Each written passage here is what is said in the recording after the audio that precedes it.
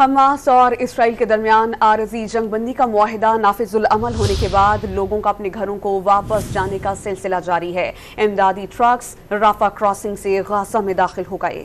اسرائیلی فوج کے مطابق جیل حکام نے 39 فلسطینی قیدیوں کو رہائی کے لیے اوفر کیمپ جیل منتقل کر دیا ہے۔ اسرائیلی قیدیوں کو وصول کرنے کے لیے بھی تیاریاں مکمل کر لی گئی ہیں۔ غیر ملکی میڈیا کے مطابق حماس کی جانب سے آج شام 7 بجے 13 سویلین صہیونی قیدیوں کو رہا کیا جائے گا۔ 4 دنوں میں مجموعی طور پر 50 یرغمالیوں کو رہا کیا جائے گا۔ حماس اور اسرائیل کے درمیان عارضی جنگ بندی کا معاہدہ نافذ العمل ہونے کے بعد لوگوں کا اپنے گھروں کو واپس جانے کا سلسلہ جاری ہے۔ امدادی ٹرکس رافع کراسنگ سے غزہ میں داخل ہو گئے۔